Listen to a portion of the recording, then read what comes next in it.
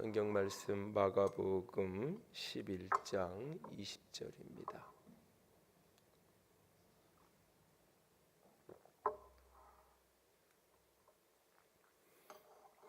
마가복음 11장 20절입니다.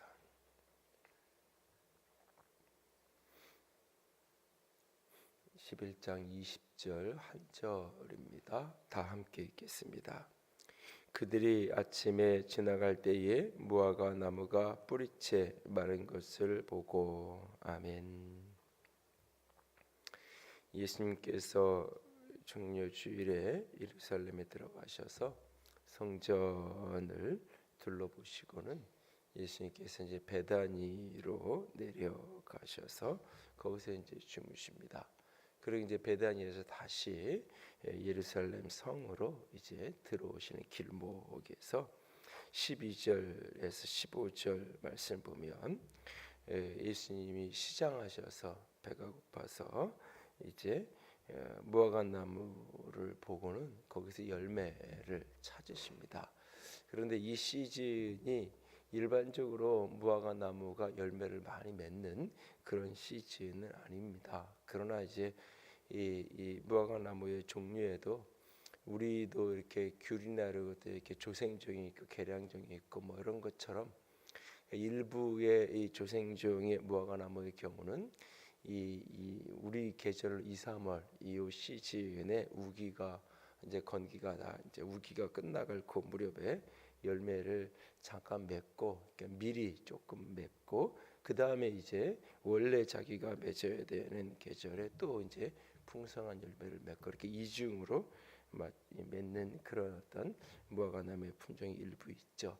그래서 예수님이 이제 이 대부분은 이제 없는 게 정상 자연스러운 건데 그래도 이제 기대를 하고 무화과 나무를 뒤집니다. 그런데 거기에 이제 열매가 없어요. 그리고 13절 끝에 보면 무화과 나무의 때가 아니다. 그러니까는 전반적으로 무화과 나무가 열매를 맺어야 될 그런 어떤 일반적인 때는 아니라고 하는 겁니다. 때는 아니었지만 그래도 간혹 열매 맺는 무화과 나무가 있고 그렇기 때문에 그런 기대감 속에서 무화과 나무 잎사귀 사이를 뒤졌는데 열매가 없는 겁니다. 그러자 14절에 예수님께서 이제부터 영원토록 사람이 내게서 열매를 따지 못하리라 라고 예수님께서 저주를 하시게 되죠.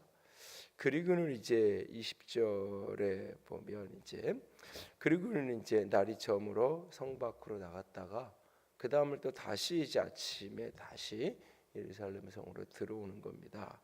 그러니까 예루살렘 성이 저 멀찍이서 이렇게 바라봐 보이고 그 예루살렘 성 산 위에 있는 도시가 예루살렘이니까 이걸 바라보면서 이렇게 가는 길목에 무화과 나무를 보게 되는 거죠. 근데 뿌리에서부터 이렇게 말라 있어요. 이렇게 뭐 우리도 이제 화초를 바깥에 다시 내놨지만 겨울에 이제 뭐 얼든지 마르든지 보통은 이렇게 잎사귀부터 이렇게 가는 거잖아요. 근데 이게 이제 뿌리서부터 속에서부터 이제 말라 버립니다. 그리고 이제 21절에 베드로가 예수님이 하신 말씀이 생각나서 선생님 저주하신 무화과 나무가 이렇게 말랐습니다. 그랬더니 22절에 예수님께서 하나님을 믿으라. 진실로 이르는데 누구든지 이 산더러 아마 이 산은 그 예루살렘 그 성이 있는 그 산을 가리키는 걸 겁니다. 이 산을 가지고 더 들어서 들려 바다에 던져라. 그렇게 말하면 이루어질 줄을 믿고 마음에 의심하지 아니하면 그렇게 될 것이다. 저 예루살렘 성이 아마 그 기드론 골짜기를 쭉 따라서 그게 아마 이제 사해까지 이르게 될 건데 저 사해 죽음의 바다였던 그 사해에 던져라 얘기하면 그것이 던져질 것이다. 믿고 의심하지 않으면 그렇게 될 것이다. 그리고는 24절 말씀이 참 좋은 말씀이지만 동시에 많은 부담감을 안겨주는 말씀 24절이에요. 무엇이든지 기도하고 구하는 것은 받은 줄로 믿으라. 그리하면 그대로 너에게 이루어질 것이다. 기도할 때 누군가에게 혐의가 있거든 용서해라. 하나님께서 허물을 사하실 것이다 라고 얘기합니다. 무화과 나무가 열매가 없는 무화과 나무 말라버린 무화과 나무, 이것은 믿음의 상징으로 이 순환 주간에 고난 주간에 상징으로 여기 이렇게 서 있는 것을 보게 되는데요. 사실 저 같은 성향의 사람은 이런 본문이 사실은 제일 부담스럽고 힘든, 하나님의 말씀이고 예수님 말씀이니까는 받아는 드리는데 굉장히 부담스러워. 그래서 설교 때도 잘 이런 본문을 설교도 잘 안 하지만 잘 인용도 사실은 조금 이렇게 안 해요. 왜냐하면 여러 부분이 사실은 이렇게 걸리는 게 있어요. 뭐냐면 하나는 아니 때가 아니어서 열매가 없는데, 물론 그 중에 일부 어떤 품종은 이 시즌에도 열매를 맺는 그런 게 있긴 하다고 하지만, 그래도 무화과나무의 때가 아니어서 열매가 없는데 이거는 그 열매를 찾는 사람이 잘못이 아닌가. 아직 사과가 열매 맺을 때가 아니고 이제는 이제 뭐 사과꽃 피고 백꽃 피고 그럴 때인데 가서 이렇게 꽃이 안 폈네? 꽃이 안 핀 거 보니까 열매가 없겠네? 그랬으면 이해가 되는데, 지금 꽃 피는 시즌인데 가서 열매 안 맺는다고, 이거는 이렇게 말라서 이제 다시는 세상에서 열매를 맺지 못할 거라고 이야기하면 이게 나무가 잘못인가? 거기서 열매를 찾은 사람이 잘못인가? 그리고 예수님이 좀 과한 거 아닌가? 때가 안 돼서 열매가 없는 건데 아니 기다려야지 가서 그리고 뭐 주식이 무화과도 아닐 텐데 배고프면 밥 먹으면 되는 거지 뭐. 이렇게 아이들이 이렇게 엄마 아빠 시절에 어렸을 때 밥 먹고 밥 없으면 라면 끓여 먹으면 되지 왜 그랬냐고, 뭐 마치 그런 것처럼 이렇게 질문이 생기는 거예요. 그리고 뒤에 가서는 또 이제 아니 이렇게 이 산더러 바다에 던지우라고 말하고 그걸 믿으면 그대로 이루어진다라고 얘기하는데, 도대체 아무리 믿어봐도 조사를 가라고 아무리 해봐도 안 되는데 이게 무슨 이야기인가? 기도하고 그것이 받은 줄로 믿으면 그대로 되리라 그랬는데, 아니 나는 기도할 때마다 믿고 기도했는데 뭐 안 될 것 같으면 기도를 아예 안 했지. 믿으니까 기도하는 거고 신뢰하니까 기도하는 거고, 얼마나 많은 내 기도에 응답이 안 되는 부분들이 있는데, 그럼 응답되지 않은 모든 기도는 다 내가 믿지 않아서인가? 물론 되돌아보면 뭐 이렇게 이 광주에 있는 그 유성호 목사 친구도 광주에 유인받아서 뭐 1,000명이 넘는 교회지만 유인받아서 내려가서 한 5년 있으면서 뭐 여러 가지 어려움도 겪고 뭐 장로님들하고 갈등도 하고 뭐 이런 어떤 이런저런 일들을 이렇게 겪어내면서 지난 2월에 가서 만났더니 하나님을 믿게 됐다고 그런 얘기를 하길래, 뭐 그 전에 하나님 안 믿었나? 사실은 물론 현실 속에서 이전에 내가 믿었던 거랑 다른 차원으로 더 깊이 더 온전하게 하나님을 신뢰하게 되고 말씀을 신뢰하게 되고 그런 경험이 있어요 분명히. 그러면 그 단계가 되면 그러면 모든 게, 예전에는 내가 믿음이 잘 안 믿어서 믿음이 없어서 믿음이 약해서 기도가 응답이 잘 안 됐다면 지금은 그러면 기도하면 지금 시점에 기도하는 건 다 기도하면 응답이 되나? 그게 아니란 말이죠. 그래서 많은 사람들이 특별히 이런 본문을 이제 이 사역하는 사람들, 치유 사역하거나 이런 분들이 이런 말씀을 이렇게 이용을 해요. 얘가 이제 치유 사역을 긍정하고 많은 부분은 받아들이지만 치유 사역자들 이 구절을 인용하는 거에 대해서는 이렇게 거부 반응이 있어요. 아니 자기가 능력이 없어 못 고치고는 믿음이 없어 안 낫는다고 얘기를 말든지, 처음부터 그러면 기도를 하지 말고 그냥 당신이 믿으면 나을 거고 믿지 않으면 안 나을 거니까 당신 믿고 기도하라고 처음부터 그러든지, 기도를 열심히 해놓고 나을 것처럼 다 해놓고 마지막 가서 안 나오니까 당신이 믿음이 없어가지고 안 낫는 거라고. 저게 뭔가 이런 어떤 제 속에 있는 어떤 갈등 속에서 두 가지 부분이, 그러니까 신앙이 합리성이나 어떤 이성적이고 논리적인 것을 부정하지 않는, 그걸 충분히 인정하면서도 그 위에 믿음의 차원을 이야기한다라는 그런 어떤 이해를 갖고 있는 저에게는 굉장히 난해한 본문이에요. 때가 아닌 시점인데 거기서 열매를 찾는 것도 이상하고 찾아서 없다고 해서 그걸 저주하는 모습도 낯선 불편함을 가져다주는 모습이고, 여기에서 이제 뒤에 가서 무엇이든지 기도하고 구한 것으로 받을 줄 믿으면 그대로 되리라라는 이 모습도 경험적인 여러 가지 모습 속에서 보면 참 이렇게 부담스러운 모습들이 제게 있어요. 이걸 분명 긍정적인 모습으로 강하게 우리가 믿음을 가지면 우리 인생의 모든 산이, 우리가 믿음을 가지면 우리 인생의 모든 난관이 뚫어질 것이고 풀려질 것이다. 그리고 믿음으로 인생의 문제를 해결했던 진짜 안 될 것 같은 문제를 이렇게 극복했던 사람들의 사례나 이야기를 예로 들면서 도전하면 내가 믿음을 가져야지, 그런 어떤 도전의식을 분명히 충분히 불러일으킬 수 있을 만한 본문이에요. 그런데 돌아서서는 갸우뚱거려지고 마음에 참 부담스러워. 이 말씀을 믿지만 역시 여전히 부담스러운 본문이 이 본문이에요, 사실은. 그래서 성경학자들 이 부분들을 이제 자꾸 영적으로나 어떤 상징적으로나 이렇게 자꾸 풀려고 애를 쓰죠. 무화과 나무는 이스라엘을 상징을 하는 패턴으로 복음서에서 예수님의 언어 속에서 많이 등장하기 때문에 이 열매 없는 이 무화과 나무는 열매 없는 이스라엘을 상징하는 거고, 그 열매 없는 이스라엘이 결국 이스라엘 백성들이 예수를 십자가에 못 박는 그 마지막 순환의 주간 그 시즌이니까 열매 없는, 참 겉보기에는 하나님 사랑하는 거, 겉보기에는 믿음 좋은 거 같은데 막상 들여다보면 열매는 하나도 없는, 그래서 결국은 하나님의 심판 가운데 놓여지게 되고 심판 가운데 결국 이스라엘이 떨어지게 되는.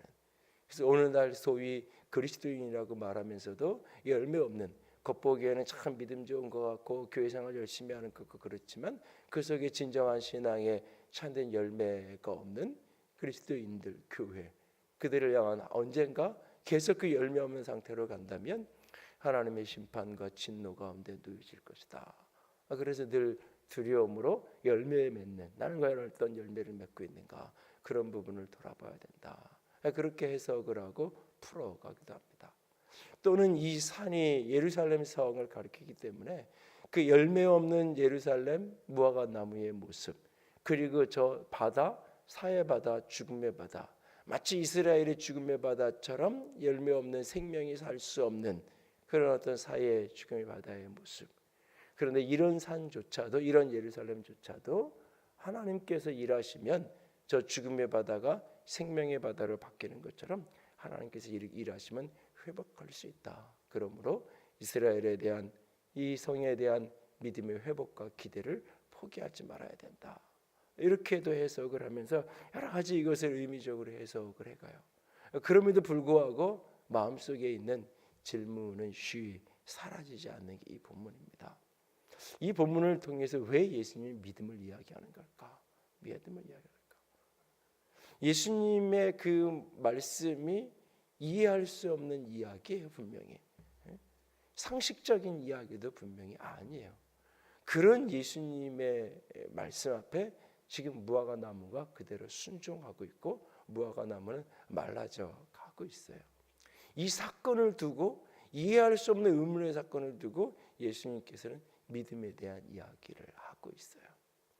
여기서 예수님이 이야기하는 믿음의 본질, 하나님을 믿으라라고 말할 때, 믿고 기도해라라고 말할 때 그 믿음의 본질은 도대체 무엇을 이야기하는 것인가? 여전히 다 풀리지 않는 본문이긴 하지만 제 안에 하나의 실마리처럼 갖고 있는 것은 이겁니다. 이것은 어떤 일이, 어떤 내가 갖고 있는 기도의 제목이, 내가 갖고 있는 어떤 내가 소원하고 어떤 원함이 이것이 될 것이라고 확신하는, 이것이 잘 될 것이라고 확신하는, 시험 보는 아이가 나는 시험에 붙을 거야, 오늘 계약서를 쓰러 가는 사람이, 바이어를 가는 사람이 이번 계약은 성공할 거야 라고 하는 그런 어떤 강한 확신을 가지고 하나님께 기도하고 새벽에 가서 하나님께 부르짖어 기도하고 하나님의 대출을 믿습니다. 제가 우리 교인들은 그런 표현을 잘 안 쓰는데, 제가 어렸을 때는 옆에서 이렇게 어르신들이 기도하는 거 들으면 믿습니다. 이 표현들을 기도에 이렇게 마치 추임새 넣듯이 많이들 하셨어요. 그렇게 믿습니다라는 수백 번 수천 번 외우듯이 외우고 선포하고 하나님 대신 믿습니다. 그리고 가는 어떤 그런 형태의 믿음을 가리키는 것이 아니라 이것은 주님의 능력, 주님의 주권에 대한 신뢰. 그때가 아님에도 불구하고 주님이 열매를 찾으면 열매를 있어야 되는 거예요. 우리의 논리와 우리의 상식과 우리의 경험칙으로는 그것은 맞지 않는 이야기일 수 있고 이해할 수 없는 이야기일 수 있겠지만 그분은 창조자고 그분은 하나님이고 그분은 절대 주권자예요. 그래서 그분이 찾으면 거기에 열매가 있어야 되는 거예요. 비록 때가 아닌 시점이라 할지라도 그분이 찾으면, 그리고 그분이 선포하시고 그분이 말씀하시면 상식적으로 이해가 되지 않지만 어제 잎이 무성한 그 나무가 오늘 뿌리에서부터 말라져서 이렇게 뿌리에서 말라진 게 지나가다 보가 결과가 흔적이 나오는 거예요. 그러니까 밤사이에 이 뿌리에서 말라서 나무가 완전히 말라버린 그런 현상을 지나가면서 확인할 수 있을 만큼 말라져 버린 거잖아요. 이것 자체가 상식으로는 불가능한 이야기잖아요. 일주일이 지나고 열흘이 지나고 한 달이 지나서 지난번에 하셨던 그 나무가 이렇게 말랐습니다 라고 말하면 이해될지 모르지만 그 명령도 이해되지 않는 거지만 그 현상도 이해되지 않는 거예요. 그렇게 말했다고, 그렇게 선포하셨다고 그 다음날 이렇게 되어지는 이 모습, 주님의 절대 주권, 주님의 절대 주권에 대한 신뢰, 주권에 대한 신뢰. 내가 소원하고 내가 원하고 그래서 내가 주님 앞에 나아가지만 주님이 안 된다고 하면 그건 안 되는 거예요. 기도의 응답은 현실로만 나타나는 게 아니에요. 기도는 교제라 그러고 기도는 교통이라 그러고 기도는 대화라 그러고 표현을 해요. 기도 속에 나아갔을 때 그분이 안 된다고 하면 그건 안 되는 거예요. 내가 보기에는 100% 될 일이야. 이번 일이 모든 준비를 지난 몇 개월 동안 완벽하게 했어. 내일 가서 프레젠테이션을 하지만 이거는 1등이 안 될 수가 없는 일이야. 이게 계약이 안 될 수가 없는 일이야. 계약이 안 되면 이상한 거야. 왜? 어제 거기 부사장도 만나서 다 내일 사인한다 그랬고. 그래도 주님이 안 된다고 하시면 그 일은 안 되는 일인 거예요. 그분이 주권을 가지고 계시고 그분이 이미 그것을 보고 계세요. 내가 보기엔 이거는 가나 마나 하는 이야기야. 해보나 마나 하는 일이야. 그래도 주님께서 된다고 하시면 그 일은 되는 거예요. 그걸 믿고 내가 그 길을 걸어가는 거예요. 내가 믿고 걸어간다는 것은 내가 기도한다 한 것을 자기 확신을 가지고 걸어간다는 의미가 아니라 내가 부르짖고 외치고 소원한 것을 내 확신을 가지고 내가 당당하게 나아가면 그것을 이루어진다는 게 아니라 그것은 신앙이 아니에요. 그것은 능동적이고 적극적인 사고방식이에요. 그건 자기 확신이에요. 그건 교회에서 그래서 어떤 분이 마치 이 어떤 이렇게 다단계 사업하는 데 가서 한 시간만 딱 앉아 있으면 이 분위기가 마치 뭐 내가 저기 다이아몬드에 있는 수많은 거부가 된 사람들처럼 될 것 같은. 그리고 거기에서 만나는 풍경들이 많은 분들 똑같은 얘기에 마치 교회에 온 것 같다고. 교회 온 것 같아. 소그룹도 하고 거기서 이렇게 예배 소그룹 파트 찬양 기타하고 찬양 교제도 하고 거기서 나 이렇게 부자가 될 수 있다고 당신도 다이아몬드가 될 수 있다고 수많은 확신을 주고 마치 교회에 와서 앉아 있는 것 같다고. 내가 그런 이야기를 들을 때마다 이게 뭐지? 우리 교회가 뭐가 잘못된 거지? 분명히 교회는 그런 것이 아닌데 교회는 물건을 팔기 위해서 사람들에게 확신을 주고 그 중에 아주 소수의 사람, 많은 사람들은 그 다단계를 하면서 많은 사람들은 오히려 삶이 피폐해지고 비참해지고 오히려 자기 결과적으로 보면 손해를 보는데 그 중에 아주 특정한 소수의 사람만 결국 이익 보는 구조가 그 구조인데 교회도 그러면 결국 그런 몇 명의 아주 소수의 특별한 사람들만 이익을 얻고 그런 사람들만 기도의 응답을 받았다고 하면서 축복을 누리고 대부분의 교인들은 그냥 희생하고 헌신하고 고생하고 봉사하고 다 그냥 그렇게 사는 그게 교회인가? 거기서 얘기하는 그 확신과 믿음이라고 나는 다이아몬드 될 거야. 될 줄 믿어야 하는 거하고 오늘 하나님이 내 인생을 선하게 하실 거라고 믿는 그리스도인의 믿음하고 도대체 차이가 뭔가? 내가 기도했으니까 내 마음에 그래서 불릴 듯 이게 될 거라는 믿음이 생기니까 그것이 되어지니까 그것이 성경에서 얘기하는 믿음이 아니에요. 성경에서 얘기하는 믿음이 아니에요. 믿음의 본질은 그분에 대한 신뢰예요. 그분에 대한 신뢰예요. 그래서 믿음이 말씀으로부터 나온다는 이유가 거기에 있는 거예요. 믿음은 자기 확신이 아니라 내가 신뢰하는 그분의 음성을 듣는 거예요. 그분의 말씀을 내가 순종하는 거예요. 그분의 말씀을 믿고 걸어가는 거예요. 무화과나무 때가 아닌데 그분이 거기에서 열매를 찾으시면 이유가 있는 거예요. 이유가 있는 거예요. 그분이 찾으시면 거기에 열매가 있어야 되는 거예요. 상식적이고 논리적으로는 내 생각에 맞지 않는 것처럼 보이지만 그분이 열매 없는 그 나무를 향해서 저주하시면 그 나무는 말라져 버릴 수밖에 없는 거예요. 그분이 그렇게 말씀하시니까.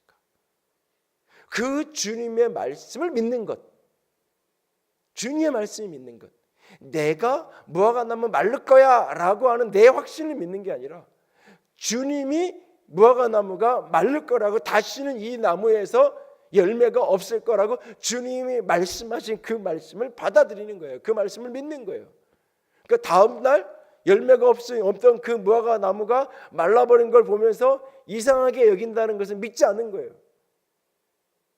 놀랜다는 건 믿지 않는 거예요. 흥분해가지고 예수님 이런 일이 생겼어요 라고 하는, 그래서 믿지 않았기 때문에 그렇게 얘기하는 거예요. 예수님이 말씀하신 대로 됐습니다. 말씀하신 대로 됐습니다. 주의 말씀을 믿었기에 그 믿음의 결과를 확인했을 뿐이에요. 내가 주의 말씀을 믿었고 주의 말씀이 말씀대로 성취되어진 거예요. 그것이 믿음이에요. 주님이 무화과나무를 통해서 믿음을 보여주는, 지난 주일에 말씀드린 것처럼 수많은 사람들이 예수님을 통해서 자기 성공의 확신을 가지고 있었어요. 예수님을 자기 야망의, 자기 욕망의 대상으로 투영하고 있었어요. 수많은 사람들이 호산나를 외치던 수많은 사람들이 저 예수님을 통해서 내가 성공할 거라고, 예수님을 통해서 내가 한자리 할 거라고, 예수님을 통해서 내가 부자 될 거고, 예수님 때문에 내가 건강해질 거고, 예수님 때문에 내 아이가 좋은 대학 갈 거고, 예수님 때문에 내가 큰 집 사게 될 거고, 예수님 때문에 나는 해피한 인생을 살아갈 거라고 수많은 사람들이 생각했어요. 그런 기대를 했어요. 그런 믿음을 가지고 자기 옷을 벗어서 길에 깔고 호산나를 찬양하고 외치고 예수님을 환영했어요. 그런데 예수님은 전혀 다른 길을 걸어가시잖아요. 그들의 바램대로 살아가지 않으시잖아요. 아버지가 원하는 대로 걸어가시잖아요. 십자가의 그 길을 걸어가시잖아요. 그리고 궁극적으로 그들을 살리는 길을 걸어가시잖아요. 그 영혼을, 그의 인생 전체를 지금 이 순간의 한 사건 속에서 만난 문제를 해결하는 걸로 끝나는 것이 아니라 그들의 인생 전체의 문제를 해결하고 그들의 인생을 구원하는 그 십자가의 길을 그분이 걸어가시잖아요. 믿음의 사람은 그 길을, 그것이 선이고 그것이 내게 축복이라는 것을 믿고 그 십자가의 길을 따라가는 거예요. 근데 내가 원하는 대로 믿었기 때문에, 내가 원하는 대로 그분이 움직이지 않을 때 언제든지 손바닥 뒤집고 언제든지 돌아가고 그렇게 얘기하는 거죠. 그리고 하는 말이 난 하나님께 실망했다고. 심지어는 교회를 수십 년 다녔고, 심지어는 집사가 되었고, 심지어는 교회에서 이런저런 봉사를 한다고 이야기하면서도 자기가 기도하는 어떤 제목이 이루어지지 않으면 하나님께 삐쳤다는 말을 서슴없이 하죠. 내가 얼마나 기도했는데, 어느 날 갑자기 기도 생활을 안 하고 어느 날 갑자기 예배 생활이 뜸해질 때 어떻게 된 거냐고, 하나님, 저 하나님 삐쳤어요. 하나님, 어떻게 내가 그렇게 기도했는데, 내가 그렇게 열심히 살았는데 그 프로젝트를 그렇게 망치게 되지 않게 할 수 있냐고 하나님께 삐쳤다고. 마음이 상할 수 있죠. 잠시 실망할 수 있죠. 근데 그것이 쓴뿌리가 될 정도로까지, 그것이 쓴뿌리가 될 정도까지 자리 잡는다는 것은 그 믿음이 없다는 거예요. 하나님을 하나님으로 믿지 않는 거예요. 예수님을 예수님으로 믿지 않는 거예요. 주인으로 믿지 않는 거예요. 요술램 불을 만져서 진이가 나오면 주인이 뭐 해줄 거야 하면 이거 해줘 저거 해줘 하는 것처럼, 그래서 어느 날 이거 해야지 저거 해야지 했는데 안 해주니까 화나서 너 다시 들어가 램프 속에. 그리고 램프 뚜껑 닫아버리고 집어 던져놓는 사람처럼. 그 믿음이 아니에요. 그 믿음이 아니에요. 오늘 이 마지막 주간의 고난의 주간에 예수님께서 이해할 수 없는 상식적이지 않은 평상시에 예수님이 하셨던 행동과 모습과는 그냥 낯선 이 사건 이를 통해서 주님이 믿음을 우리에게 가르치는 그 믿음의 본질이 무엇인지. 믿음은 그분을 믿는 거예요. 하나님을 믿는 거예요. 예수 그리스도를 믿는 거예요. 그분이 나의 왕으로, 그분의 절대 주권을 믿는 거예요.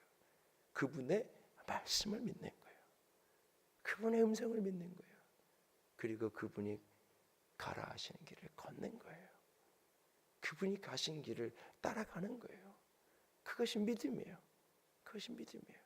그렇게 믿음으로 살아가는 그 여정 속에서 죽음과 같은 현실이, 불가능성의 현실이, 이 산이 저 바다에 던지우라 한 이해할 수 없는 이야기조차도 그분이 말씀하시고 그분이 하라 하시고 그분이 가라 하니까 상식에 맞지 않는 그 산을 바다에 던지기 위해서 그 길을 걸어가는 거예요. 그것이 믿음의 여정이에요. 그리고 주님께서 그 믿음을 결코 헛되지 않게 이루어 주실 거예요.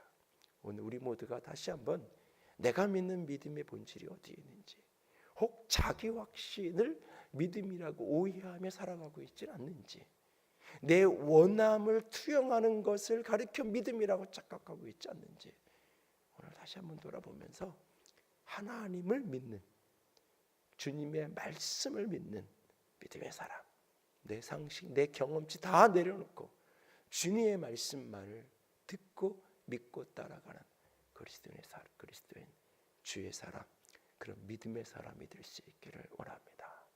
이 고난의 주간 믿음을 생각하고 믿음이 빚어지는, 믿음이 자라는 저와 여러분이 될 수 있기를 주님의 이름으로 부탁을 드립니다. 기도합시다.